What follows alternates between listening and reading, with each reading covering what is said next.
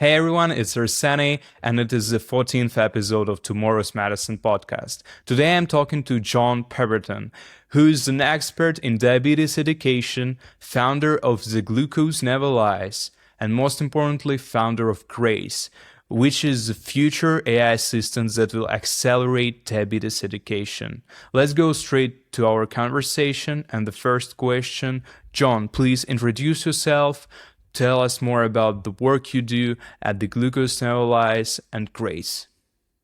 Yeah, so I said, my name's John. I'm a diabetes dietitian from the Children's Hospital in Birmingham, but I guess more personally, I have type 1 diabetes myself. And it's interesting, when you go on a journey I was a dietitian before I got diagnosed. So I was a dietitian from the age of about 21, 22, and I got diagnosed with type 1 at 27. And you realize very quickly in that enormous learning phase in the first month or two, that even what you learnt at university as a healthcare professional is the theory, but the practice, the science and the art are two very different things. So that was kind of like my first introduction to what you're taught at school and university is great for a generic starting point, but these things require personal experience, they require trial and error, and they require an appetite to learn fast if you want to go fast. And that isn't necessarily always available in the standard healthcare system because you're limited by how many appointments you can have with the healthcare professional. Have you got a good healthcare professional who knows their stuff, or have you got one who's like got 3 kids, 2 dogs, and is at the limit, and for them to learn the new stuff is just not possible. So there's a big sort of discrepancy. And I sort of picked that up a little bit and learnt myself. But then the real turning point for me came when my son, you can do pre-screening for the likelihood of getting type 1 diabetes. And at the beginning part, it's just a finger prick and a blood spot. And what happens there is it tells you basically there's a good chance that you've got these antibodies in your blood that will eventually tackle your pancreas and stop you producing insulin. And you've either got them or you haven't. So when this test, I had my son and my daughter tested, my daughter was negative and my son came up positive. And at that time, it wasn't known what the false positive rate is, when a false positive rate is basically out of 100 people who have this test, how many of them go on to actually have the real thing?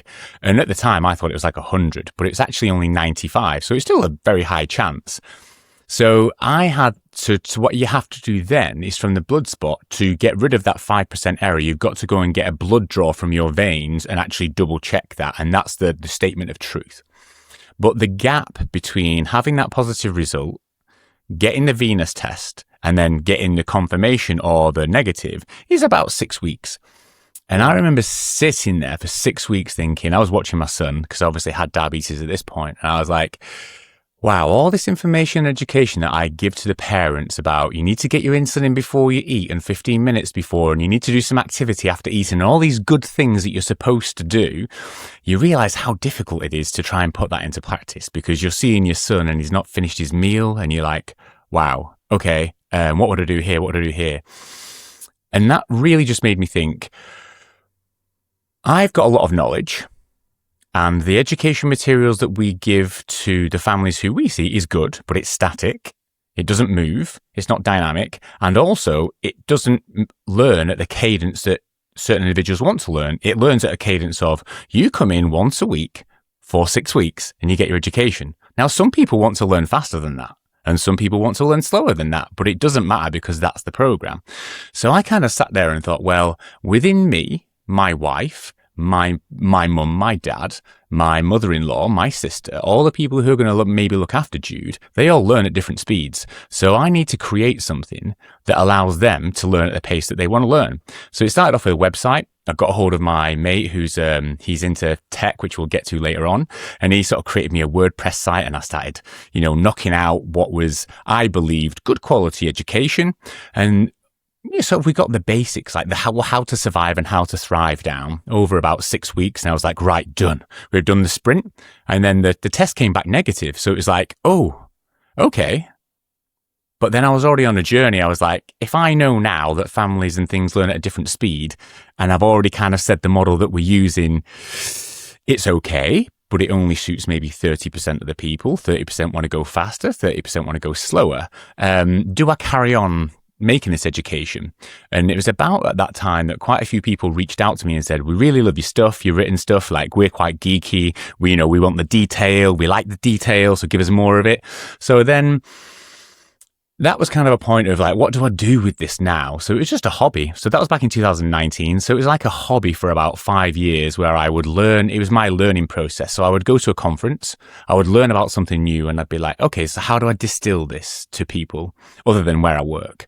So I'd go and then I'd write a guide and stick it on the website. And then, I don't know, we probably got to about like 180 pages with 20 different guides and all this like massive information portal. And that's kind of where it built to. And at that point, we were satisfied and happy. And we sort of heard, you know what, we'll start a bit of a podcast because we've got some materials and we'll have a bit of a laugh. So we did that and we ticked along and things were going well. And then my best mate, who's a senior AI developer, programmer, etc., said, you know, that stuff on your website, it's like, it's great. And a lot of people have said this, but it's just too much. It's like, it's overwhelming, 180 pages worth of content. It's just like, it's great, but it's like, it's great for people like you who want to consume that all, but like no one's going to read all that. And it's true. But then you're kind of thinking, well, how can you make it easier? And it's like, I can help you create a wicked agent that can be like you on your very best day. On the best day when you're kind of like absolutely on fire, you know everything, you connect the dots, you get all the information and you deliver it in the perfect way to the person who's asking the question, to a 7-year-old kid, to a 70-year-old grandma who's got slight, learning challenges. You can tailor that information that you've got there to them and you'll get it perfect every time. I was like, what are you on about? And he was like, well, we'll create an agent. And so we sort of began on this journey of, he was helping me essentially bed in a knowledge base and create this bounded model of the best type 1 diabetes references, education, thought process. And we spent so long building this kind of like bounded resource hub. And then it was like, what we're going to do with it? It's that kind of, the possibilities become endless. So that is like from 2019, what we're in now, 2026, that's a 7-year journey. The beginning 5 years was spent writing these guides without AI. And then probably in about 2021, Phil introduced me to ChatGPT. And then obviously over time, you get ChatGPT, like you do projects and you develop your own styles and you get it to remember and you put all like the prompts in and how you want it. So I kind of like learned how to coach these tools like ChatGPT and Claude by making them like me, essentially making their agent of me, like me, and then create guides online, and things started to get better. And then you can create some cool graphics and all those sorts of things. So we probably spent 5 years manually doing all this and like improving the quality, and the podcast was good. But then, as I said, if you're a new person, you're diagnosed with diabetes and you go to the site, you'll be like, holy crap, that's a lot of information. Whereas what you really want to do is you want to go and ask one specific question. You want to know one thing. You came to the website for one thing. What is that one thing? And that's where Phil said, we can make an agent that is you on your best day, and people can come and ask simple questions and get really robust answers in a way that suits them at their cadence and pace. So that's kind of like the 7-year build to what is kind of now known as Grace, which is this central knowledge hub. And I can tell you a little bit about how we built her and things, but does that give you a bit of a frame for how kind of the journey has got there? Absolutely, it did. Let me summarize your hero's journey, as we can say. So you were working at NHS. Mm-hmm. Then you got your son, if I'm not mistaken, yes, yeah. diagnosed of diabetes, diagnosed on the first trial for diabetes. And it took 6 weeks before the second trial got results and you understood that your son is not diabetic. After this turning point, you began to assemble a knowledge base about diabetes that will help families all around the globe to summarize and to fasten the process of understanding and living with this disease, because obviously there are no drugs that can fundamentally cure it. And at some point, your platform gets so huge. Because guys, everyone, check out the Glucose Never Lies website. It's so huge. John has insane. so many sources, articles, like testimonials, feedbacks, procedures, and so much more. And I can understand at that point, the AI agent was kind of an obvious idea to structure and summarize it. The next question that I want to ask you is kind of going to the first part of this journey of yours, of assembling this database. And let's just review some terms for the general audience to keep on track. What's the type 1 diabetes briefly, and what's the difference between type 2 diabetes? Yeah, sure. The easiest way to explain it is type 1 diabetes. Well, they both come down to the insulin that's produced from the pancreas. And basically, it has lots of jobs. But the job we're going to talk about it with diabetes specifically is it releases something called insulin, and it releases it into the blood. And the job of insulin when it's released from the pancreas into the blood is it comes along, it grabs a molecule of glucose, and it goes to either the muscle cells or the fat cells and opens it like a lock and a key. The insulin's like the key and the lock is on the cell, opens it up and allows the glucose to go in, and then that glucose gets burned for energy, so you can use that to run, to sleep, whatever you need to do. So if you have a situation where the pancreas cannot produce insulin, then you cannot move the glucose out of your blood into the cells.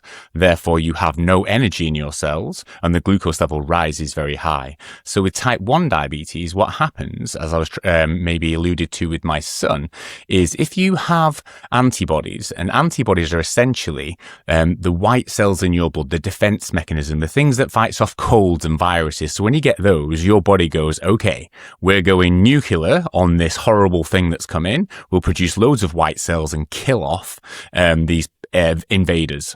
But unfortunately for type 1 diabetes and any autoimmune condition, it's basically like friendly fire. So you come along and you get a virus and the body kicks out these white cells, and these white cells kill off the virus, but unfortunately also detect that the insulin producing cells in the pancreas are also, for some reason, a virus cell, and then begin to destroy them.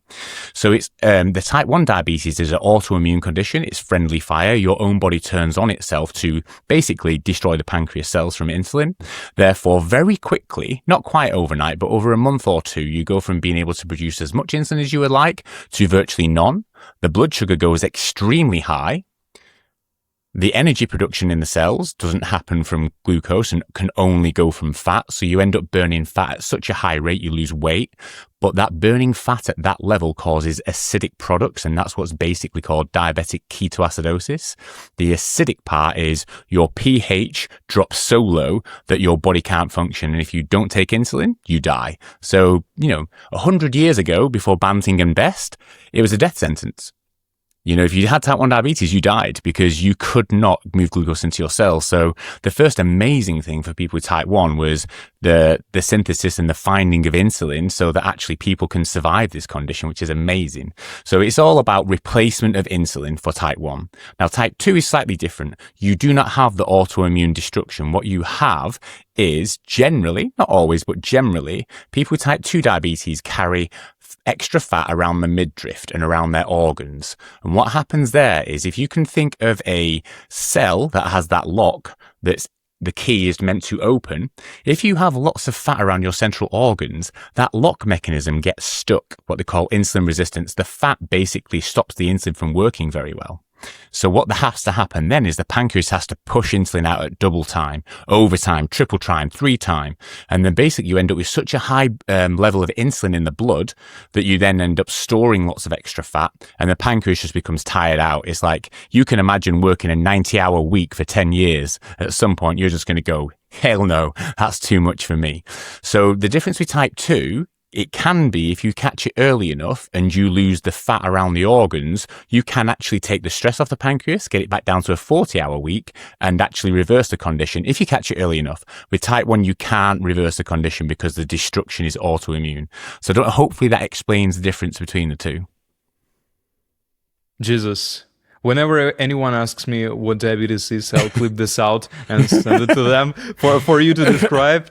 And we understood. I'm sure everyone understood what diabetes is, and the next stage is whenever you acquired such a vast amount of data, I'm sure you understood that everything is so messy. Like I am a psoriasis patient myself, and I've got so many controversial advice in my life, and I tried so many things. And it was one of the reasons why I started the show, to unpack these ideas and find some kind of ground truth, and to acknowledge that there is a mess in the data.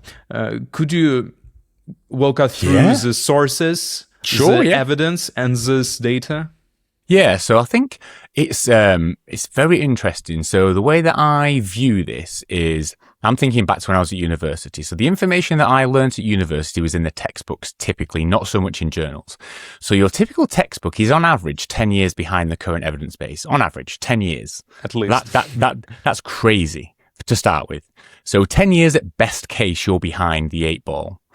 Which means that if there's been a paradigm shift in the understanding of certain key elements, which that's what good science is. Good science is about disproving, trying your hardest to disprove what the current narrative is or the current model is. And if you can't disprove it despite your best attempts, it's the closest version to the truth you can imagine.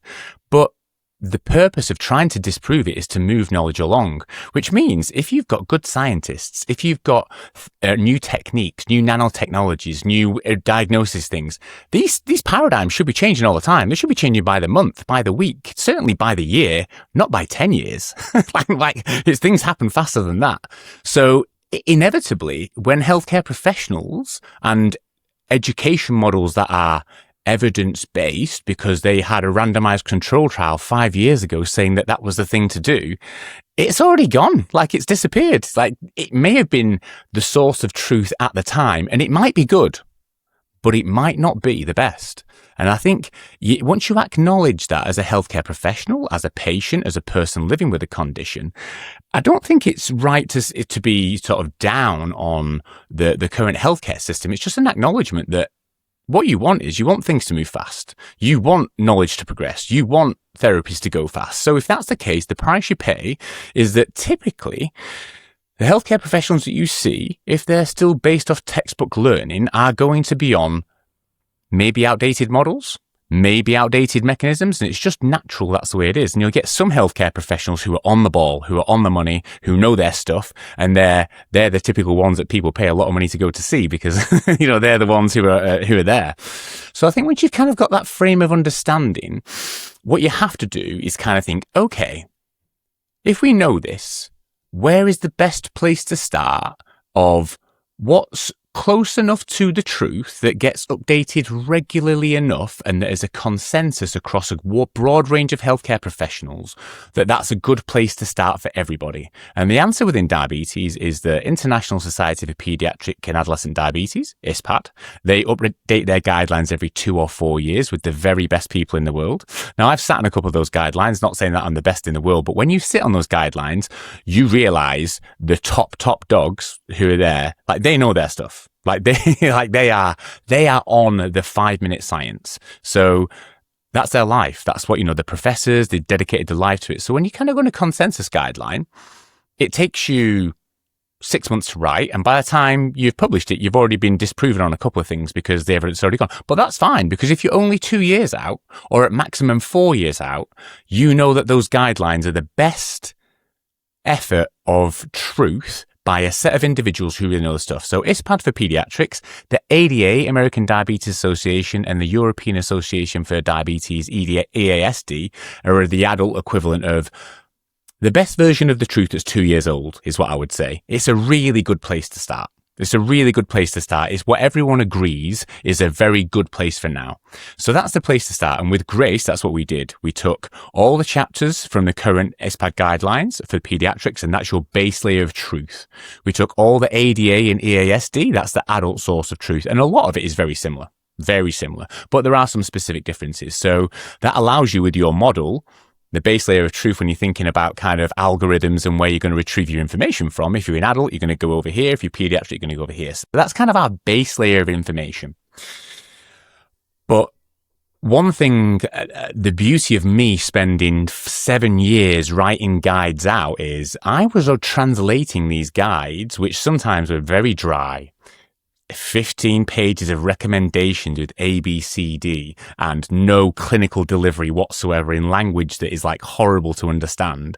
And I spent 7 years changing those guidelines into understandable, hopefully a bit of fun, delivered in a way that is understandable by someone who's 10 years old, typically. And typically on my guides, it'll be like, here's the TLDR at the top.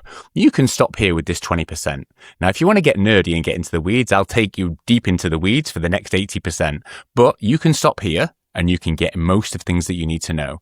So we kind of then layered the second layer was all the guides that I've developed over time, which included stuff that people don't talk about, how to take drugs, how to drink and go and get wrecked on a festival for 3 days, because I've gone and done all that stuff, and I've been out with people with type 1 who've been out there and lived it, kind of, so you've got the lived experience element, but you've also got the practicality of understanding that the guidelines will get you 60 to 70% of the way there. A good clinician will add an extra 20% on top with questions and framing. The final 20% is on you, because your individual physiology will determine that you will not meet the average person. So you will have a good place to start, but that 20% of self-discovery for any condition is on you. So that's kind of how it's built up. You've got the source of truth of the guidelines on the bottom. You've then got the framing from 7 years of learning how to deliver this stuff with lived experience in real life and clinical delivery to, over 300 children, young people and families for 10 years. I worked in adults for 20 years. And then on top of that, we then put a philosophy. So you've got so much information in here.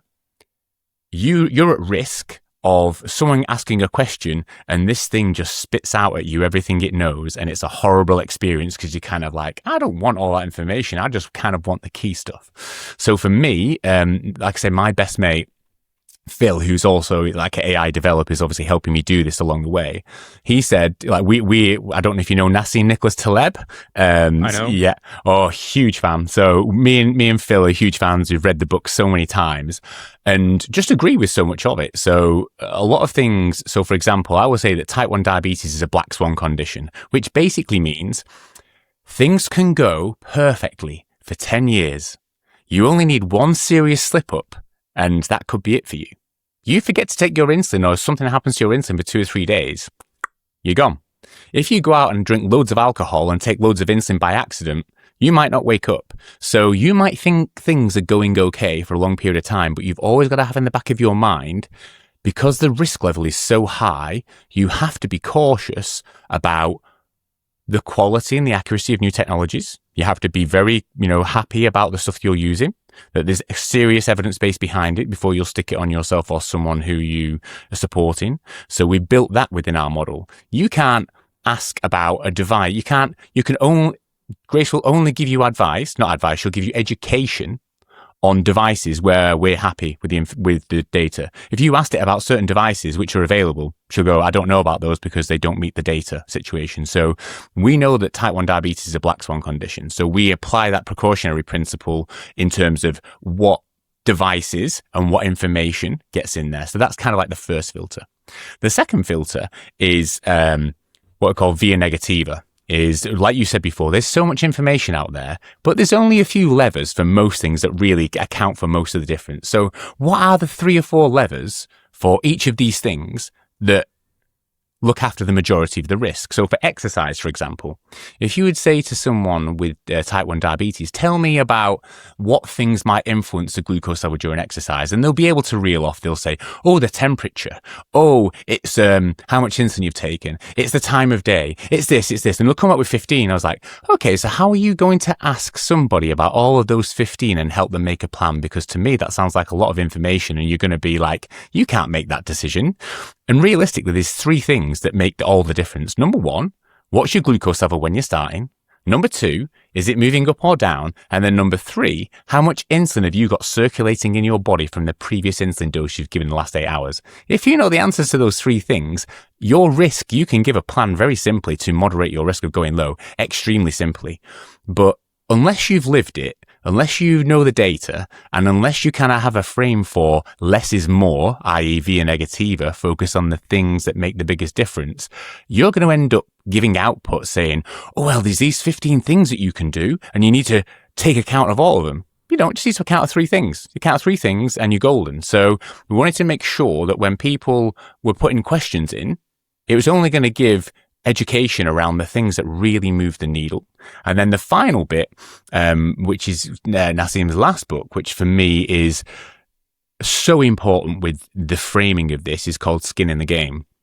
So essentially, you should not be giving information and prescriptions and exact advice to people who you don't know. So we absolutely were so keen, and it's all over the, like the consent forms and everything.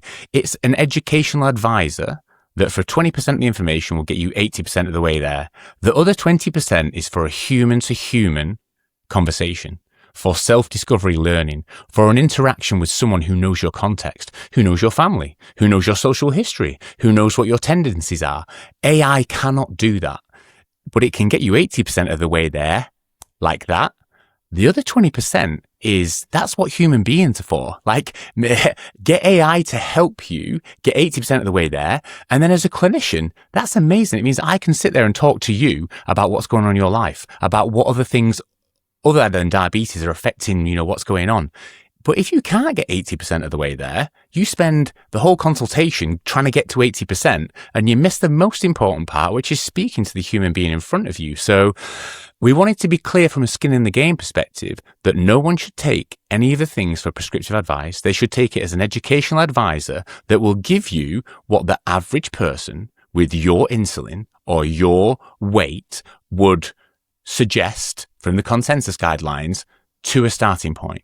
But do not take it as prescription advice and go and learn with someone who knows you. And similarly, from a healthcare professional perspective, I could imagine people will look at Grace and they'll go, it's going to take my job. It's got all that stuff in there. My perspective is completely different. It's going to be like, this should make you amazing at your job because you don't have to nerd out on the intricacies of each algorithm for these hybrid closed loop systems, because this thing will just tell you what the primary levers are, give you a directional nudge of what you can consider, and then you can speak to the human being in front of you.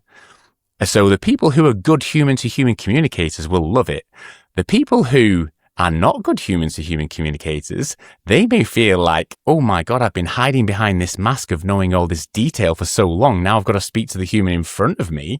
I'm a bit uncomfortable with that. So there may be a bit of that, and we'll wait and see. But hopefully that gives you a framing. The base layer is all about the grounded truth from the experts, from the consensus guidelines. The delivery layer is years of lived experience and how to translate that. And then on top of that, we've got a philosophy of Type 1 diabetes is a black swan condition, so precautionary principle for anything that comes out. You've got to have a framing and an understanding that you need to look after your own backyard, and it cannot be giving advice is very important as well. And then most importantly, what are the 2 to 3 things for each question that will move the needle the most? Not give 15, because then no one can process 15 and they don't need to process 15. So it's kind of almost been, me and Phil had a bit of a laugh and sort of said, it's like, it's the 20-year overnight agent, that's kind of just appeared. You've got my clinical experience of 20 years, then you've got Phil. Like I'm talking all this like I know what I'm talking about, but Phil is the person who's developed these structures and developed these wiki on wiki structures and developed this database RAG system that kind of ensures that when the questions come in, they get to the right bit of Grace's brain quickly, it's connected to the right places, and then the output that you get, number 1 is quality, but number 2 is affordable moving forward, because I've got a few stories about how much money I spent unnecessarily for the first few months, but if I didn't have Phil guiding me, it would have never made it because it'd be too expensive. We'll definitely touch on you putting your skin in the game, as Nicholas Taleb says, and 3 layers of grace: sources, your distillation, philosophy that you put onto it. Let's And I start guess with sources. the final thing is we have a filter. So we have an agent that goes out to Google Scholar in all the areas that Grace covers, pulls the papers in for the week, and there's typically about 1,000. Like there's way too many. There can't be that much good research. So then we have a filter of Grace Critical Appraisal who then appraises these papers and filters it down to 10. And then I choose the 5 that make it in. So there's only 5 papers a week that make it in. Because again, from that principle, we could stick 1,000 in, but 1,000 load of crap is not worth anything. You know what I mean? If you can filter it down to the 5 nuggets that add something of value to an already valuable source, you're going to incrementally compound a very, very strong and robust system. If you just throw everything in there, which is the temptation, you're going to end up with such a weak signal coming out and such a messy situation. You've got to protect and bound your model if you believe in it, and you should be the filter, not an AI shouldn't be. It should get you like the 10 best, and then you pick the 5 best. You know, don't try and wade your way through the 1,000. Let it do that work. Let it get you 80% of the way there, and that final 20% of you, it's on you to make sure that you get the right stuff in your model. Yes, if you pour all thousands papers in, Grace would be like, no, just fight against diabetes. Exactly. You can do it. You can do it with your hypnosis. Yeah, exactly. And extract the cells. Speaking of sources, I've seen that you did this classification of sources, which is such a great idea. I worked with it in finance. For every financial folks, you know that bonds are classified like AAA, which is the most riskless type of bonds, and down to the D, if I'm not mistaken, which is just a junk bonds. Yeah. And you have the same for the sources. So as you said, this regularly updated every 2 to 4 year sources are an A level. And can you tell us more what sure. kind of sources on this grade scale?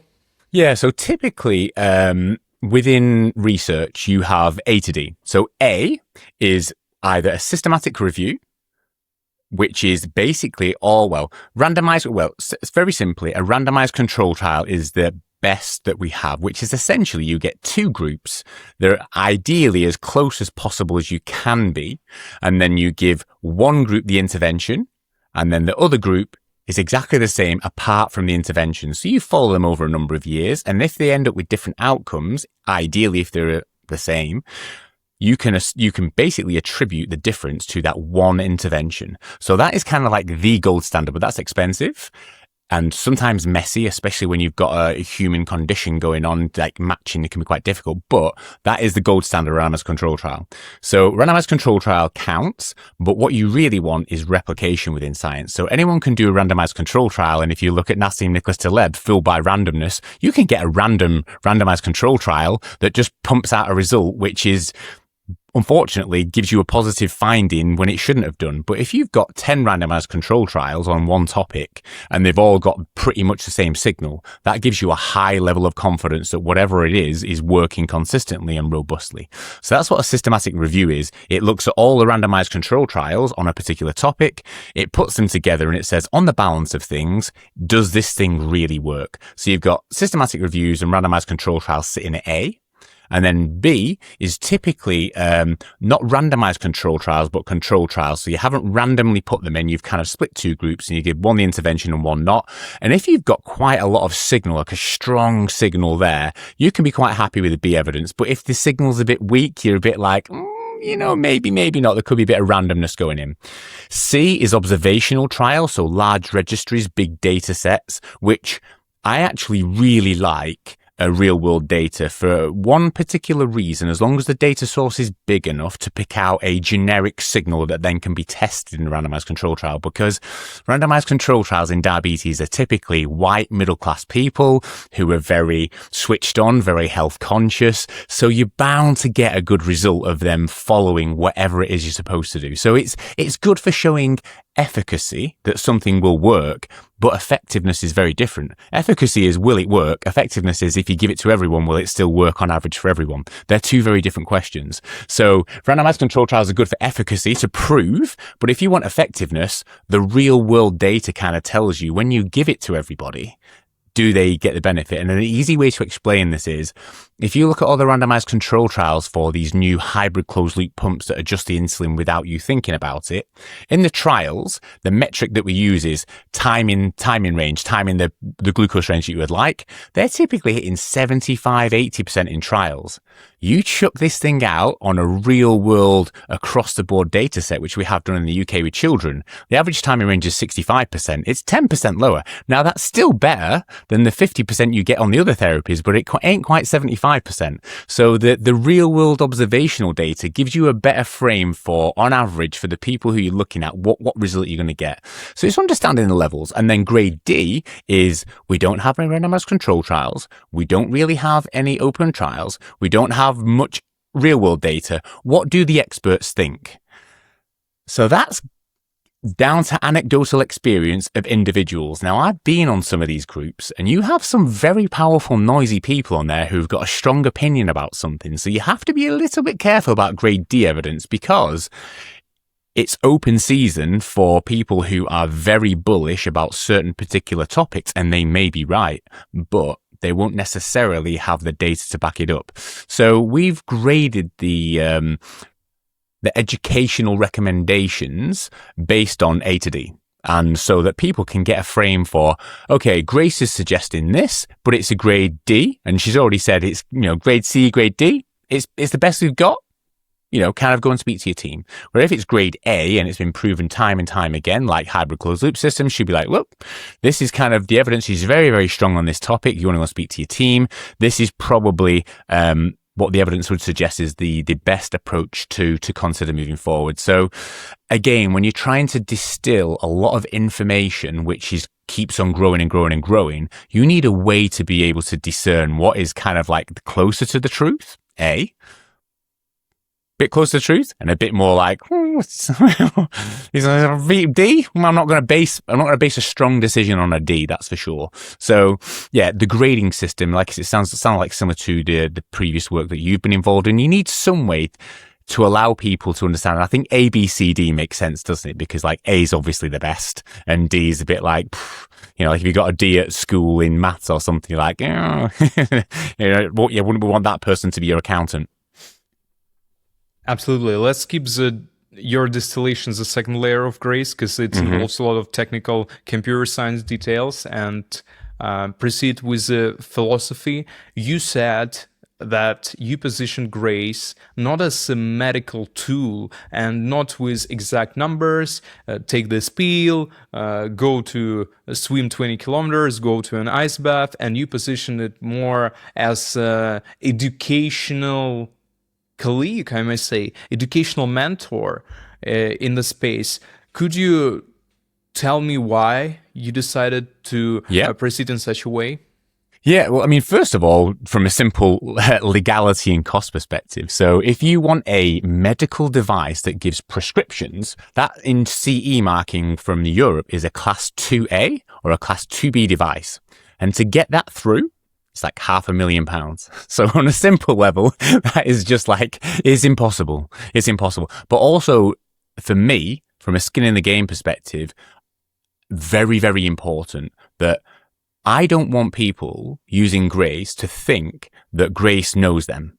And we've purposely done it so she cannot there's no memory. You can't go in and tell her about you and she'll remember you. That's on purpose, because it's impossible for an AI agent to have a connection with you that is genuine and real, that understands and empathetically can see in your eyes, you might be saying one thing, but actually what you're thinking is something different. I've sat in enough consultations where someone's telling me something and I'm looking in their eyes and I can see their face and I know that it's not true. So I will then change my approach to that individual with the questions that I ask, from the frame of the discussion. And that can only be done by a human who can see and pick up those signals. It's not a tangible thing you can program. You cannot program that. It's like you're looking at me now and I'm doing all these weird gestational things. Like, that I'm into it. An AI doesn't know that you're into it. Like, they can't get that realistically. So it was important to me that the message is clear. it's something that will get you 80% of the way there. It cannot get you 100%. You must have a human-to-human network, however that is for you, whether it's other peers with type 1, whether it's your healthcare professional, whether it's your mum, whether it's your dad, someone who knows you, who can see you to help guide you on that self-discovery of 20%.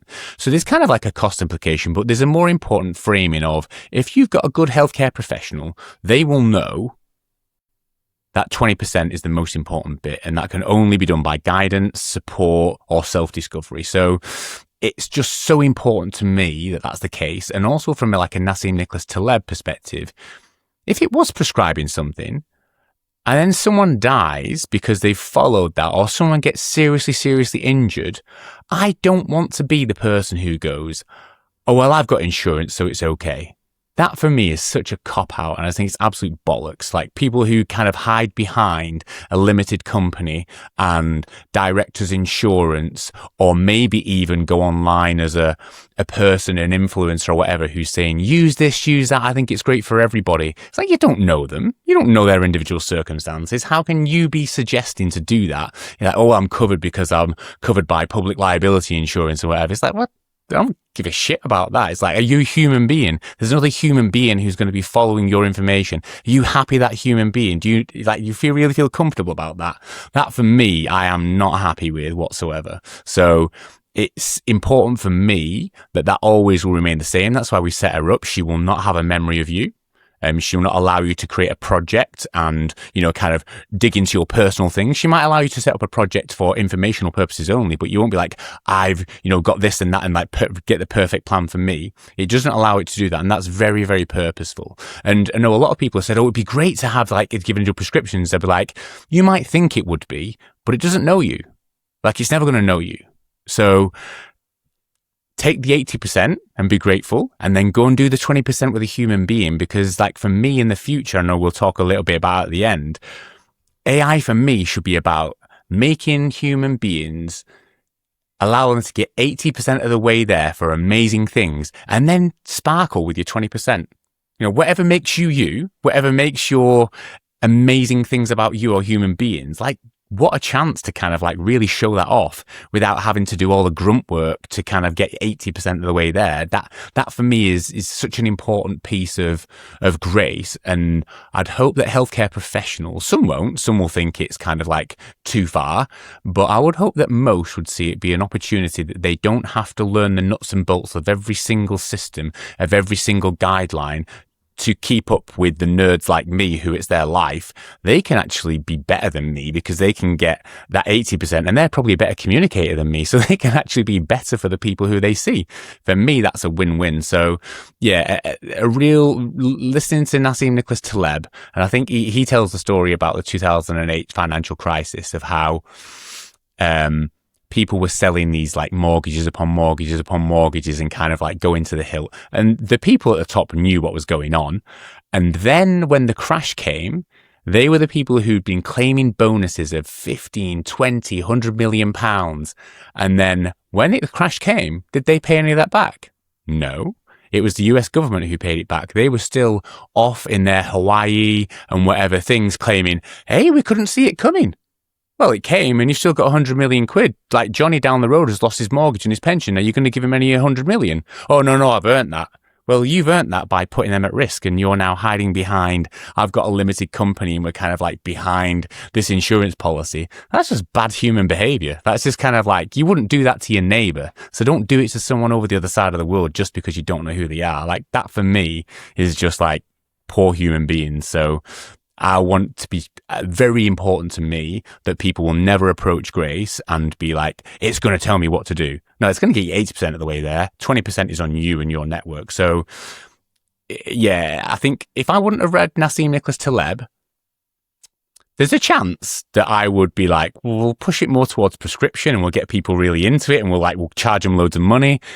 But then when you kind of like, you read the stories about 2008 and what it meant to people's lives that it destroyed, there's human beings on the end of that. And it's just like, it's just not okay. So yeah, hopefully that gives you a bit of a frame of, I'm really strong on that because I would rather make £1 and help loads of people and get good educational advice than become a millionaire, doing this prescription thing, and then someone eventually has a problem, but by that point I've already made loads of millions of pounds, and sod them, they've had the problem. That for me, I just couldn't live with. And you work with six, if I'm not mistaken, six major companies that are in diabetes space, and you have this ranking of sources. How is input from such huge pharmaceutical concerns influence the greatest behaviors? These are philosophically challenging questions that I want to ask you.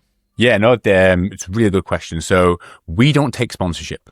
We only take educational grants. So when you sign an educational grant, it says on it quite clearly, they're giving you the money to create education. So they're not allowed, in theory, to influence. So they just give us the money, and I will go to them and say, this is what we're planning to put into the content for decisions, etc. I'm up for a debate.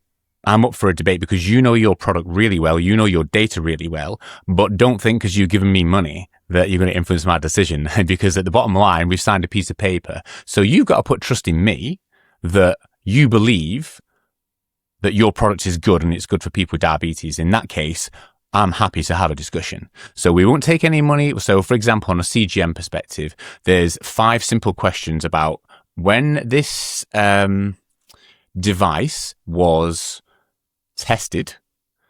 There should be 5 simple questions about the study design, which will tell you whether it's been tested effectively. And of the ones in Europe, of the 14 available, only 5 meet that criteria. So they're the only 5 that we talk to. we have other people who come to us and go, we'd really like to be in Grace or on your website, because a lot of people go in to see which the CGMs are. Like, how much does it cost to kind of sponsor a podcast? You haven't got enough money. You haven't got enough money for how much it would cost you, because it's priceless. Because I cannot have someone come in to my website or the app and they go in and they get recommendations to try this thing. And now I don't know what the risk level is. It may be an amazing product. It may not be. But if you can't provide me with the data so I can understand the risk, then you don't get in. It's as simple as that. So the data determines whether you have a conversation. And then if you have a conversation, then we'll have a conversation. If you want to put educational grant money in, then great. And if you don't, your products will still make it in because it's good. So there's products that don't do an education grant with us and they get the same input as the others. Now, the speed of the input might be different. So, for example, if you have a company who's given us an education grant and we've got a communication pathway and they've just released a trial, which is really important and really impressive, and they tell me about it, then of course I'm going to feed that information through because, why wouldn't I? But if I don't have a communication portal with someone, you come to me cold about your product and you haven't given an educational grant, it's probably going to get in, but it might be a bit slower. And that's probably the level of influence is what I would say is the good stuff from the best companies gets in quicker because it's a relationship. The good stuff from the other ones, it will get in there. There may just be a slower cadence of how quickly it gets in. So of course there's going to be some bias and that's just business, but I would like to think that that's a reasonable way of doing it.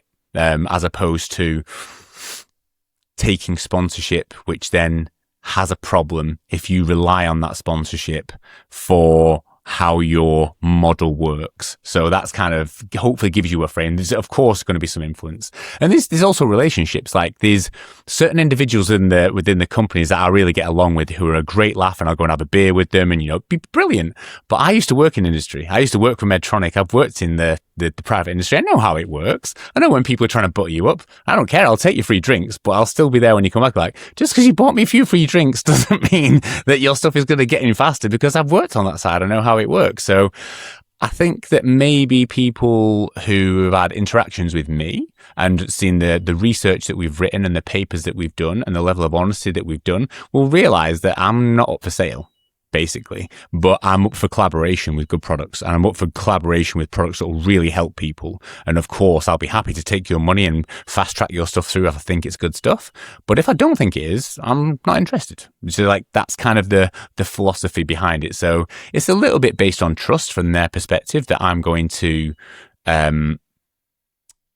not misrepresent what they believe, but that's where a conversation and relationship comes up with. And I think I've maybe earned that right over 10 or 15 years of being involved in research and guidelines to have these conversations with them and be frank with them. Like, I don't care whether you're the vice president of global affairs for Medtronic. If I think you're talking shit, I think you're talking shit, and I'll tell you. Like, I don't care how much money you earn. I've got nothing to lose. And I think that type of attitude is like, I don't need your money, but I'll take your money. And if I don't think you're actually got the right information, I'll tell you I don't think you got it right. If I don't care how many PhDs or how many whatevers you got behind you, I've been on guidelines and had the same conversations with scientists, kind of who believe they're right about certain things. And often I'm happy to be wrong too. So I'm also happy to change my opinion. Strong convictions loosely held is the way to approach it. Great mindset. And that is what people do not understand about the let me say personal projects. I have Tomorrow's Medicine. That's purely my intention to do this. I'm a computer scientist. I have zero incentive in it. I have a personal incentive to make it through and to meet new fascinating people to bring their perspectives to the world. And as I know, you have crazy stuff going on because this educational grants has not yet reached you, and you are paying out of your pocket. And it's not $100. Let's be honest. It's not $200. AI now is expensive. Sources are expensive, computation is expensive, and let's dive into this topic. It's a little bit off Tomorrow's Medicine side, but it's a very important human side, and I want to hear you explain it to the audience. What is the mess going on with so I'll kind of I'll give you a bit of a journey. So if you think of just a basic WordPress website for a year, I don't know what, 200 quid maybe, something like that. It's kind of low profile, not expensive to run a simple website. But then as the pages go up, and then as your ability to want to allow people to have a positive experience, i.e. not take for ages for the information to cache, etc. So the cost starts going up, and then you're looking like $1,000 or something like that. And then you start to do a podcast, and you're like, I want to do a podcast, and I want to have all these cool widgets that come in and make it nice and cool. And then you've got your Riverside subscription, and then you want to get someone who's helping you to come in and do all that bits as well. And all of a sudden the cost is like creeping up, and then you've got a microphone which costs like 700 quid, and then you've got a camera which costs $1,000, and then you've got the cost of the podcast episodes, and then you've got editing things, then you've got your own personal time. How much do you charge for that? Which obviously you don't, because you do it because you love it, but ultimately that's a charge as well. So without the grey stuff, probably to run the Glucose Never Lies and the podcast on an annual basis, I want to say is probably in the region of £10,000, something like that, maybe around there, something like that. And you think of that over like 5, 6, 7 years. So I've been able to finance that because I do talks for companies and different entities that pay you to go and do their talks. So I would probably earn and break even on that. So maybe 10, like I've got my job at the NHS, which is just pays for the bills at home. And then you kind of got like your side project, which is paid for by doing these talks. I won't make any money for these talks. That is just to finance the platform behind it. And then you get to AI. So obviously you kind of build this thing. And then you realize when you built this kind of bounded model, which you think is great, and then you start doing queries on it, and then like the cost per query comes out way more expensive than you're anticipating. And also as you're building it in the background, the cost of building it is also expensive depending on which structure. So when we've started making it, and Phil was like, okay, get yourself an Anthropic account and get yourself like an Anthropic Max, and then we'll kind of start building these things in the background, and then you've got all your structures that you're building. And then every time that you kind of get a new idea, you've got to change the structure of it, and you've got to change how it's presented. And the bigger your kind of model becomes, all of a sudden I was like, oh my God, I've just burnt through £1,000 in a week.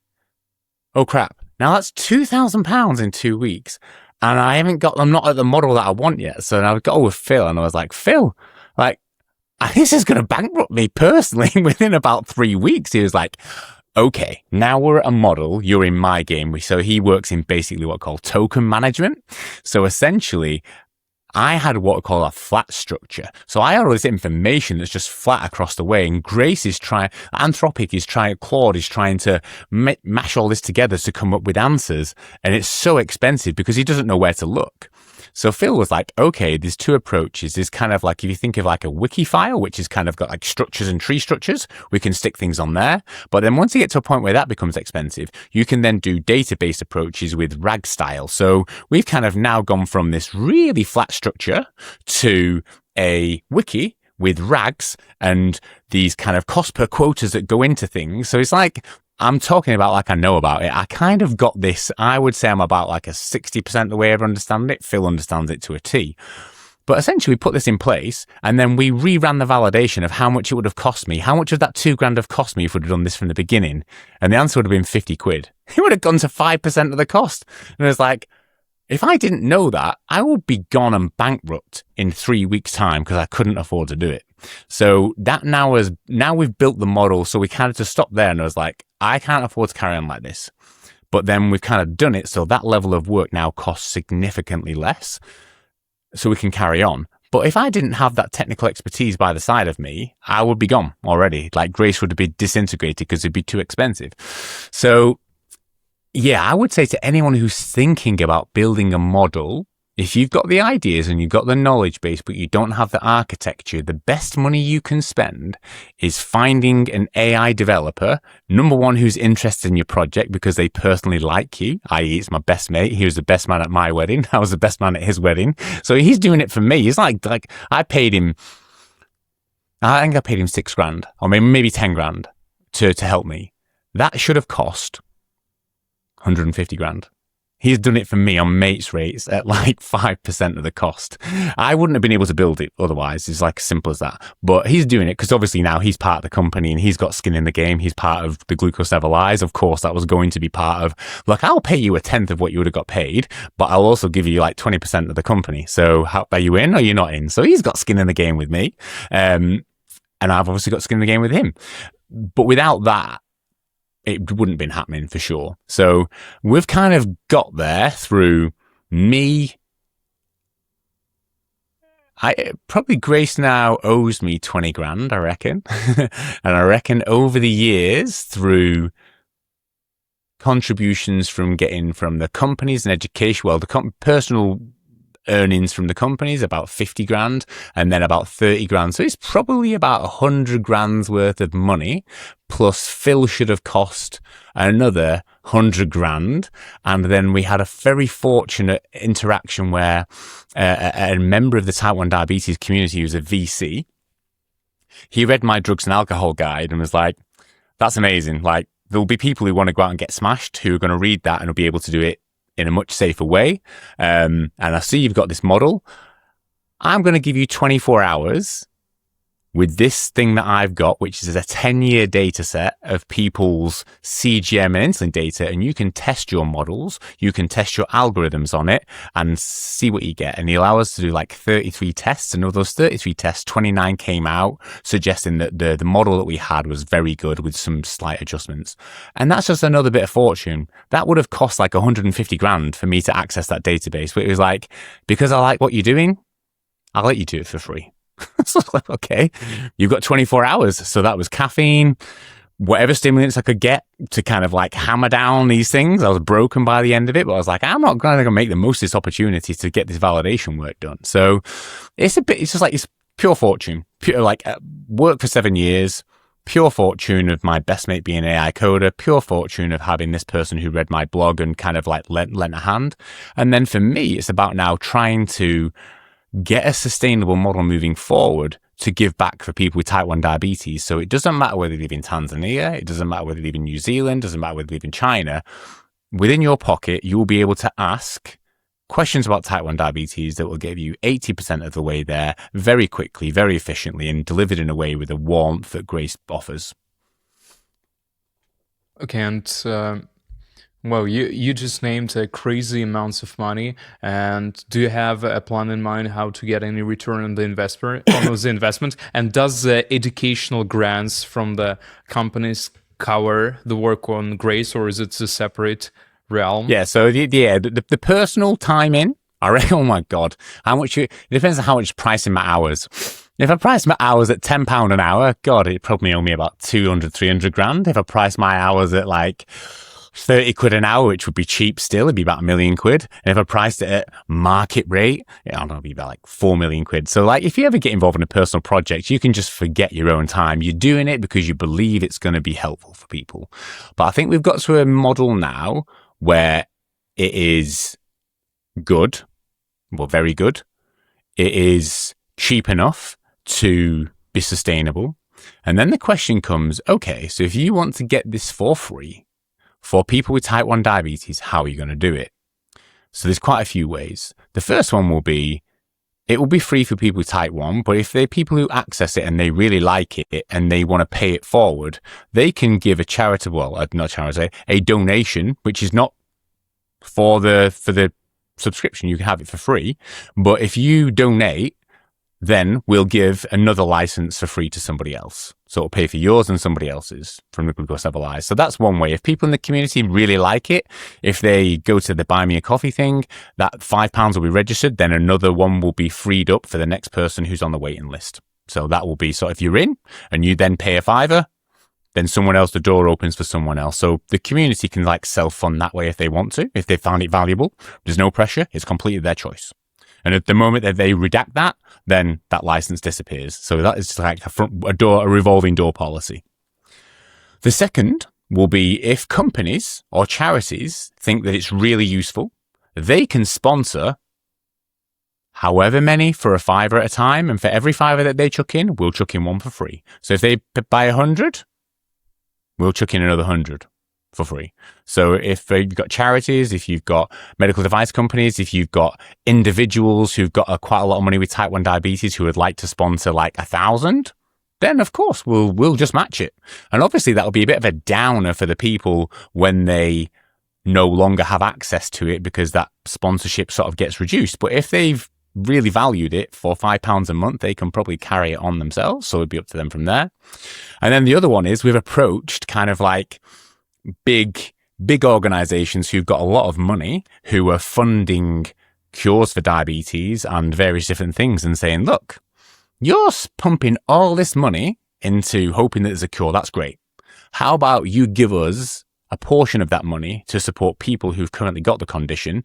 Number one, understand about it, but we've also got a Grace Max as well. So Grace Max is kind of like the off the chart research assistant, manuscript writer, ideas generation, content creator. So if people want to purchase an expensive per month account, they can do, and they will be able to do like amazing things with it. But researchers, for example, me, I've got Grace to write me my last 2 papers, and they are so much better than like what I would do. But I have to be the person who filters in.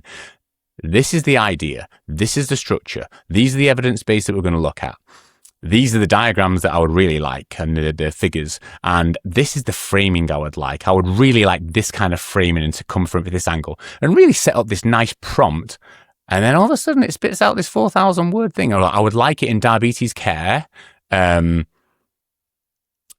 author guidelines are in there. So I want it in diabetes care and I want it delivered. And do you know what? This is my style. I like to write like this. This is how I want it to come across. Short, sharp sentences, punchy, with evidence-based kicked in, blah, blah, blah, blah. And then what it spits out gets you like 80 to 90% of the way there. And then it's on you to make it sing with how good you are. But of having written papers before is a painful experience. It's like you get the feedback from your mentor and you get hammered. So my mentor, before I sent her the one that Grace did, I didn't tell her that I'd got Grace to do 80% of the work and then I did the final 20. But I sent it to her and she was like, what's this? You usually serve up like dog crap for the first one and I've got to kind of like, coach you into getting it there. But this is better than I could have written. Like, how have you written this? I was like, well, let me tell you. So do you want now me to create a Grace persona for you? Here's your account. Off you go. So if people like really want to do some amazing stuff, and if you're a researcher, if you're a marketer, if you're someone who really wants diabetes stuff, you can have the Max account and pay obviously quite a bit more for that. But so that's potentially some way to fund it. But what's actually happened recently, which has kind of blown our minds a little bit, me and Phil, is we had a conversation with a couple of manufacturers and they were like, you have got a grounded source of truth there, which is amazing. We'd really like to tap into that to help educate our company. So we sat there on it and chewed on it for a little bit. And at first I felt uncomfortable because I felt like I don't want the purity of grace as an educational advisor to be tainted by it doing dirty things for commercial companies. That was my first thought, and immediately it just made me feel a bit sick.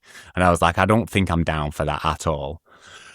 But then I reflected on my experience at Medtronic, and I sat there in the educational meetings, I sat there in the marketing meetings, and I sat there in the end of year reports, and the shit that I heard people talking, and the terrible marketing, and the incorrect information around from the medical affairs people that was passed down, I actually thought, do you know what? Ethically, if we put the Nassim Taleb filters of Black Swan first, via negativa, skin in the game, we can create agents for these companies that will be a marketing agent, will be a compliance agent, will be a medical affairs agent, will be a education agent, will be a ethics agent. And we can create these agents that communicate with grace. So they can't influence grace, but they can be a set of prompts, basically a really good employee who can go to Grace and pull out the information. And yes, we'll work with companies to create these agents in the way that, let's just say, I'm going to call it company Omnia. So how, Omnia is a new diabetes company, a CGM company, a medical device company. We'll go and speak with them and we'll say, okay, tell me about your compliance. Where are you going to go? You're going to go CE marking, FDA, where are you going? Okay, right, great. We know that. We already know that. But how do you want your particular compliance? And some compliance in some companies is different. Okay, we'll feed that through our ethics and see whether that's okay. Great. Marketing. How do you want to market your product? Are you someone who likes to market to the very strong emotional component, to the individual diabetes, or are you more of towards a healthcare professional? Okay, brilliant. We'll put your flavor in there.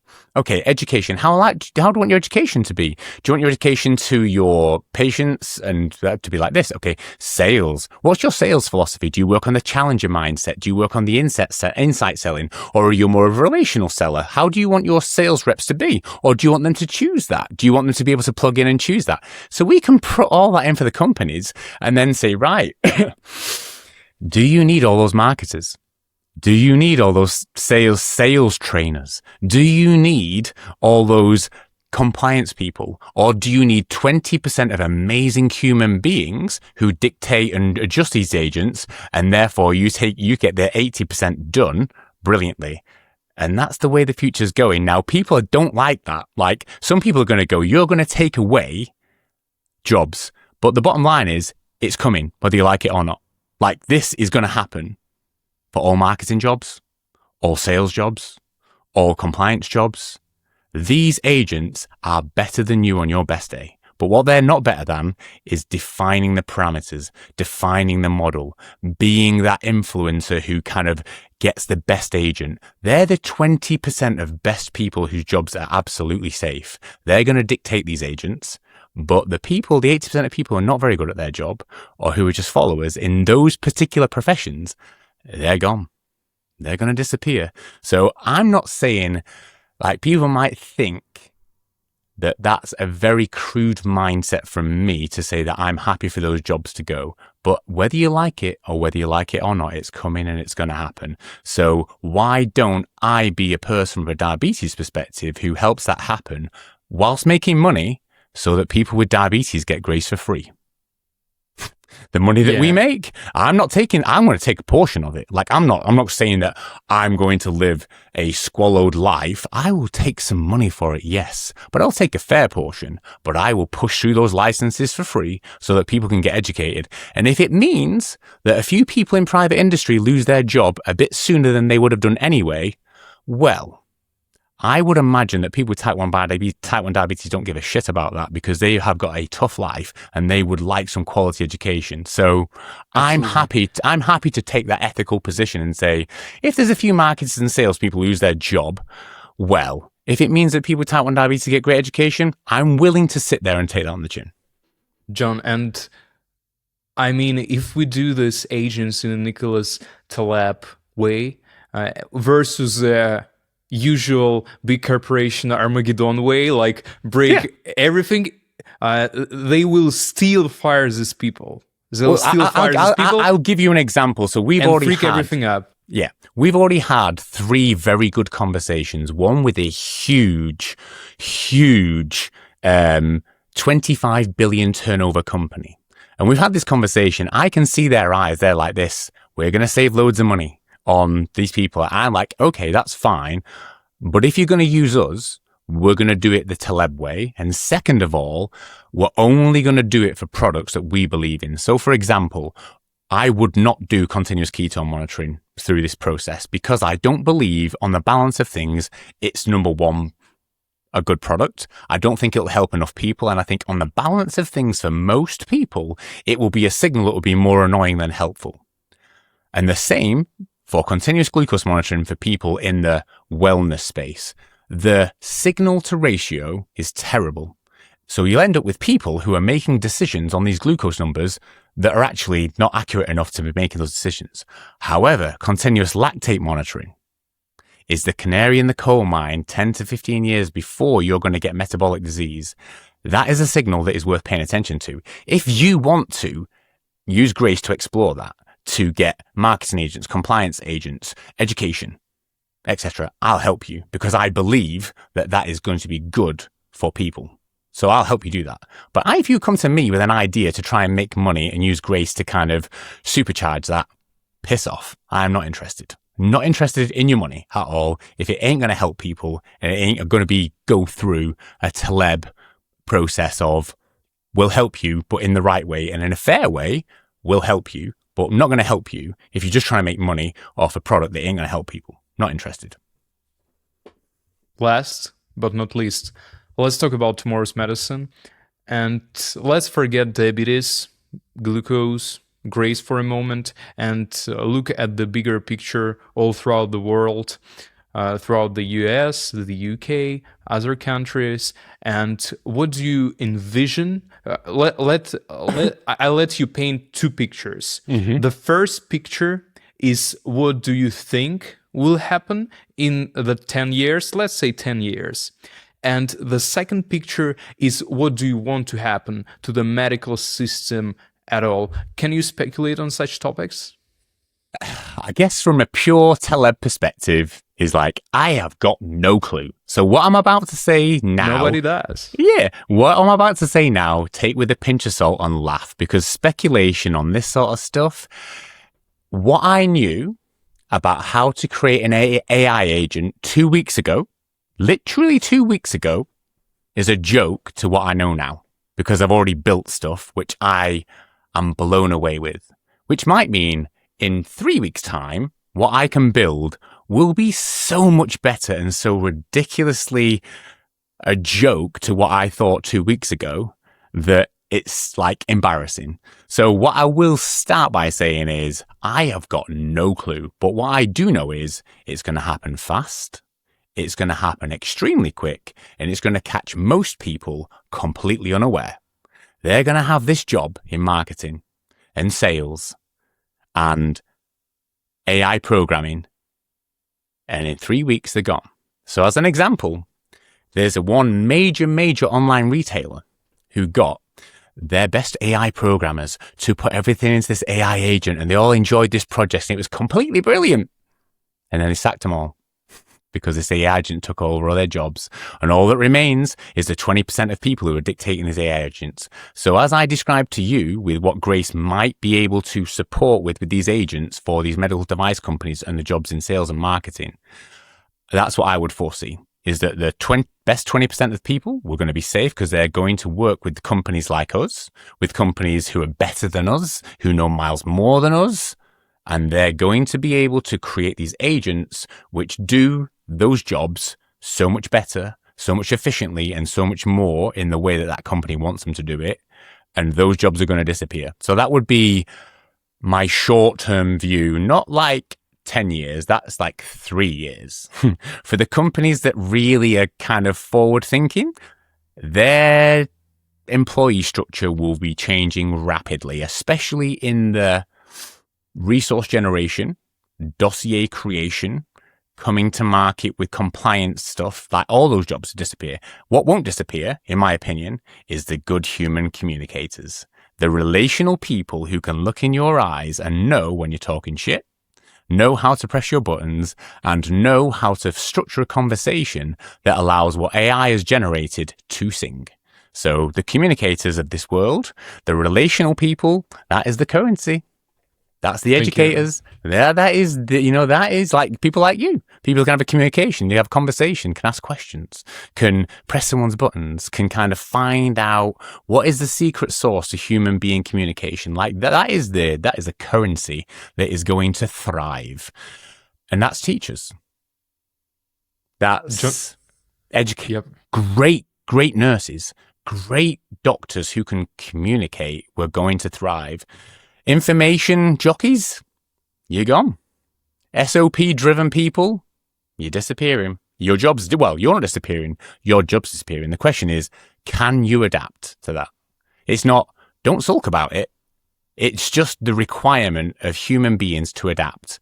And the people who can adapt the fastest are the ones who are going to thrive. The people who are going to sit there and go, do you know what? It used to be like this. It used to be so good. We had it so good. It's like, well, go back to the farm, go back to the cave, go back to that point in time, because those days are gone. What's going to happen is the people who can adapt fast, the people who can discuss, the people who can talk, the people who can have a relationship are the people who are going to be okay with this. The people who are going to whine and moan about the past of when they used to be there. People used to come for me because I used to know my stuff on the technical bits. That's not going to be needed anymore. So that would be my initial short-term speculation. First picture. Yeah. And what's about the second picture? Is this what I want to see? Yeah. Is this utopian stuff? Whether it's good or bad, what's coming is irrelevant. It's coming. So I don't really have a valence to whether it's positive or negative because it's irrelevant. It's coming. Like I'll hear people online going, AI is going to come and it's going to destroy the human race and sit there and whine and moan. And I've thought about it long and hard, and I've been in that mindset for quite a while. I remember reading a book. Is it up here actually? Oh man. Oh, it's here we go. Perfect. If you want to read that's going to scare you, this is it. Yuval Noah Harari Nexus. Like, I read this when I was in a depressed state.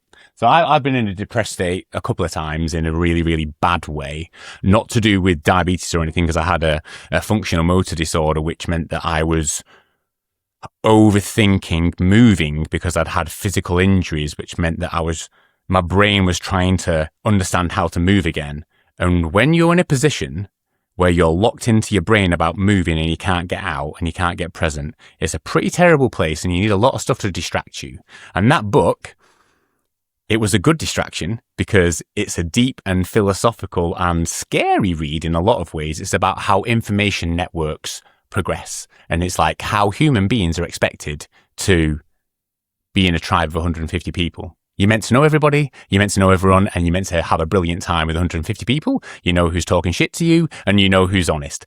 You don't have that with the internet. Like, we kind of know each other, but you could be an avatar for me. Like, you could just be this avatar that's an amazing piece of Riverside tech that is now like the latest podcast, and that could be true. But what I do know is I go downstairs and look my kid in the eye, and they're a human being in front of me. So that's what we know. But that's not the world we live in. The world we live in is information. And now it's moving at such a pace that you have presidents of the United States who've won elections on knowing how the information networks work. And that's what AI is going to do. So whether you like or whether you do not like that is irrelevant. It is coming. So it's about leveling up in understanding it, number one. And then number two, adapting to it. And it'll take you some time. It will take you some time that if you used to be this finance guru who people would come to for financial advice because you were the person who could predict what's going to happen. And you took some very fortunate risks and things, and you were the man. You are gone. Like, AI is going to be able to synthesize and process and pick patterns that you could never believe were even there, and your job is disappeared. But can you adapt to that? And can you adapt that your skill set might need to change? You might need to be a better communicator in educating about stuff, about being a better dad, about being a better husband, about being a better wife, about being a better communicator with someone. Those are the skills of tomorrow that, and maybe skills humans have kind of lost, skills that are unvalued before. They're going to become the currency, because your ability to do all these fancy knowledge things, that's what AI does. It does it better than you ever will do and can ever dream of doing. And it will get better, and it'll get faster, and it'll get even more clever. But what it can't do is have a conversation with your kid and look them in the eye and go, do you know what? You're a good one, you are. You're a good human. I'm sure that UI will change and will replace many individuals that have some applied jobs, some applied in a technical skill set. However, to be honest, I'm skeptical about it replacing like mathematicians and proper thinkers, like proper thinkers who've got ideas, who just have these crazy, like, they'll sit there and they'll be like, they'll connect the dots in a way that only humans can do, because psychology is an interesting profession. Now, probably people are going to hammer me for this, but psychological research never replicates. You look at the replication of randomized control trials or evidence for psychology, it doesn't replicate. And there's one reason for that is nobody knows what's going on inside of here. The connections of neurons and the millions and billions of connections that happen for a thought, for whatever, you cannot lay that out. It's impossible. But what you can lay out is a randomized control trial, whether a drug works or not. You can figure that out. But you can't work out from one day to the next how this brain works. And that's the beauty, is kind of the uncertainty of that means that human beings will just generate the next idea that can't be done. And may I expand a little bit my thinking? Because I work in ML a little bit, and the modern LLMs and other models are statistical engines that are trained on some data that are cleaned, that's filtered around. Because if you put junk data when pre-training an LLM, it will be some kind of a junk. But what am I going to? These models are statisticals and based on the past data. And I'm not sure that it is capable of going into this dark spaces in the brain where top scientists go and produce something that is uncorrelated. So LLMs is basically correlation engines, and these groundbreaking ideas, these questions that transform the world, they're 90% of the time are outside of the box. I mean, I keep harping back to the man, but Nassim Taleb would absolutely be high-fiving you at this point, because the whole point of the black swan is, if you could predict the future from everything that's happened in the past, you would be a billionaire. AI can't do that. So you cannot say to AI, and it cannot predict, and this is why I can't predict. Okay, ChatGPT. Claude Opus Max version 15.3. Tell me what the lottery numbers are going to be next week. Tell me what stock in 5 years is going to be the thing to buy. Tell me in 2 years what it's going to be to buy. The level of craziness in the world of all these connections of things that happen for things to be the way that they are and not predictable. People pretend that they can do. You can't even predict the weather. You cannot even predict the weather 5 days out with the level of certainty that you would need to know as to whether you're going to buy a t-shirt or whether you're going to buy a raincoat. In the UK, certainly. Maybe if the levels of certainty are a lot higher in certain ways with the weather, but even in like Africa, you couldn't say for certain in a year's time whether it's going to rain on the 5th of April. Like you couldn't say for certain. Like there's just not enough certainty in the world, and that's the risk of AI, is that you believe that the model is going to get you 100% of the way there. And I think grace in some ways, 80%, it may be higher than that, but certainly from an education and diabetes education perspective, I would never say it could be any more than 80%. So I can't tell you what to do. It's impossible. And if anyone tells you that they can, they're talking shit. That's the way I would say with AI is I presume that the evidence that the answer it's going to give me is going to be 80% of the way and 20% of it's going to be shit. And it's up to me to work out what that 20% is. And if people are trying to tell you it's more than that, you best have your guard up. You best have your guard up. If it's going to give you the financial advice for the rest of your life and you're going to swallow it and you're going to stick all your money on black because of it, then you need to have a word with yourself. Thank you, John. The main summary, the main lesson that I got out of our conversation that I need to have you for the second time on my show, because we've got so much topics to discuss and you got me so many ideas. We'll probably talk to you again after the Grace launches. I'll probably be bankrupt. Yeah, I'll talk to you, but I'll probably be bankrupt. But one thing I will have done is I will have learned something. Regardless of what happens, I will have learned something, and it may be good or it may be bad, and I'll try not to take it too much on the chin, but it's like I say with AI, it's coming fast. Let's just learn and see where we get and correlate the dots backwards and see if we can... When is the Grace to be released? Yeah, it's a good question. So at the moment, if you actually went right now and you clicked on I'm interested on the thing, you'd actually get an account straight away. So we basically have got enough money to allow a certain number of people in, and we will extend the letting in as the money comes in. So effectively the launch has kind of happened, but it's kind of guarded saying it's the beginning of June. But the reality is if you go and click on I'm interested in an account, we'll give you an account, and we're just gating that so that the number that come in can be paid for comfortably. And then as people, if they decide to put a $5 in to cover their own, £5, which is about what, $7? That means it will open up the gate for them, plus we will chuck the money in for one more. And then if sponsors of people to use Grace, not to sponsor the content, for example, a manufacturer goes, John, I will give you £5,000. That will open 10,000 accounts because the 5,000 for the individuals plus the 5,000 that we will chuck in as well. So we'll just do it like that and we'll see what happens and see what the feedback comes. And they may think it's terrible and they may think, do you know what? It's not worth $7 a month or whatever. That will be what it will be. And if it's only ever good and we can only ever have 100 people who really love it, that for me is enough. I don't need to make money. But if we can make loads of money by selling these agents who use Grace to make said CGM manufacturer upscale the speed that they can get to market with high quality education resources and high quality stuff for the CGMs that have got good data, that is.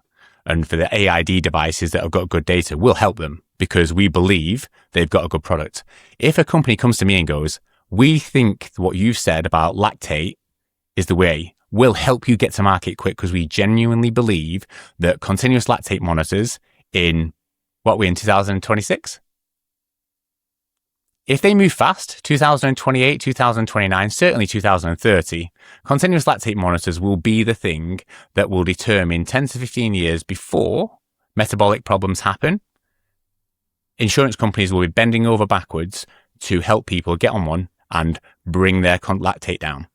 And that will mean that they don't have to go on diabetes meds, have leg amputations, lose their sight 10, 15 years before they typically would find out with glucose.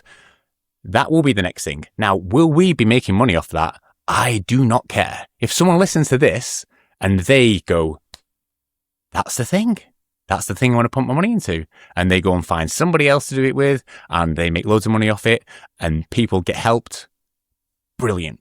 I don't care.